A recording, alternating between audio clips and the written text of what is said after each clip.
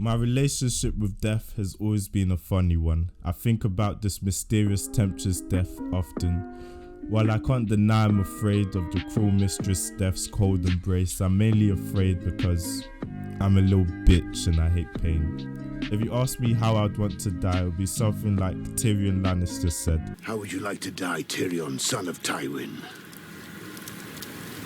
In my own bed, at the age of 80? With a belly full of wine and a girl's mouth around my cock? I'm not sure if there is a heaven, but I live life as if there's a God. But based on all the hardcore Christians I know, heaven don't really sound lit. I guess hell must be lit, that's why it's hot. I think of death most likely to be nothingness. I see death like making love to a truly feminine beauty. Afterwards, you just feel at peace. In France, the word orgasm denotes a small death, pete morti. I hope I'm saying that right. I'm probably not. In a literal way, a small part of you dies when you orgasm. Lord have mercy, I'm about to bust. Isn't that kind of beautiful? A part of you must die to create new life. Death and life are synonymous. I think about death a lot so I can value life. One cannot exist without the other. I strongly believe living is a lot harder than being dead. Suicide, as horrible and as sad as it is, and I can't deny or dismiss the mental illness that causes it. It's kind of a coward's way out. It's a bit selfish to those who love and care about you. An insult to God who gave you such an irreplaceable gift. I'm not gonna act like such ideas haven't crossed my mind, but to act upon it is completely different. I once in my dark twisted sense of humor joked that suicide is a privilege of the rich. In the slums of the world, you can't afford to do that. Who's gonna feed the kids or protect the family? I'm a big fan of Ricky Gervais. He has this sad, funny show called Afterlife about a man dealing with the death of his wife. The only thing stopping him from killing himself is the fact that he has to feed his dog. As insignificant as our existence is, it still has significance for someone or something. Who's gonna feed your dog, your child? Who's gonna be there for your brother, sister, friend, lover? They need you. Yes, there's other people in the world, but there's only one of you. And you should never underestimate the significance of that in other people's lives. I believe the petty things we let bring us down, our anxieties, insecurities, are a symptom of this avoidance, denial, and fear of death. Death is the one truth no one could argue against. Stoics love this quote, Momento mori. Remember you must die. It's a reminder to live every day, every moment, because it all inevitably end. Memento mori, remember you must die. But the world is constantly trying to make you forget. Forget that you and everyone you love will all inevitably die.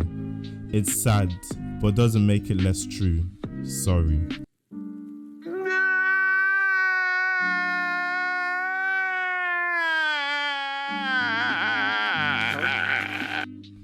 Our TVs, phone, alcohol, sex, whatever your vice, helps you forget, makes you feel better about this inevitability.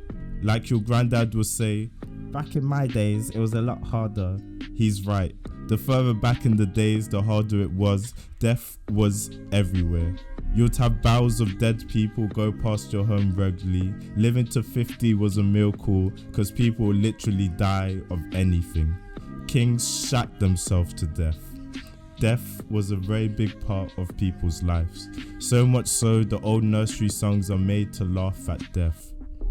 Ring of roses, a pocket full of posies, a tissue, we all fall down. You definitely would feel like the world was spinning before you fell down to the ground from the Black Plague, never to get up again. But such humor is seen as distasteful, but to be able to laugh at death gives you life. It's kind of therapy to imagine your funeral, who will be there, what they would say, to just sit in contemplation of death. Death breaks your heart open. I like economics, and one of the fundamentals is the more limited the resource, the more valuable it is. If gold was everywhere and everyone has it, it wouldn't be as valuable. The fact we will die adds value to our lives.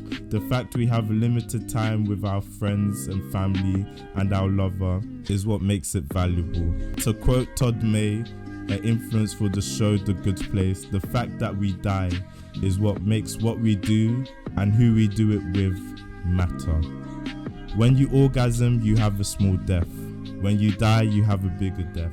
But not all of who we are dies. Napoleon, one of the most immortal figures, once said, "There is no immortality than the ones left in the hearts of men." We live on in the hearts and minds of those who love us. We live on in the children we have. They become our legacy. Even greater, we are connected by an invisible web that connects everything in the universe. We are merely a small part. You know, if you look at the world, what you see is things appearing and disappearing. And humans are a part of the whole of that. And humans appear and they disappear. I know it sounds like some Lion King circle of life shit, but in many ways, we don't truly die. All I'm saying is life is precious, but like her sister, she's a bitch. Death is inevitable, but without it, life has no meaning. You only live once. False. You live every day. You only die once. Memento mori.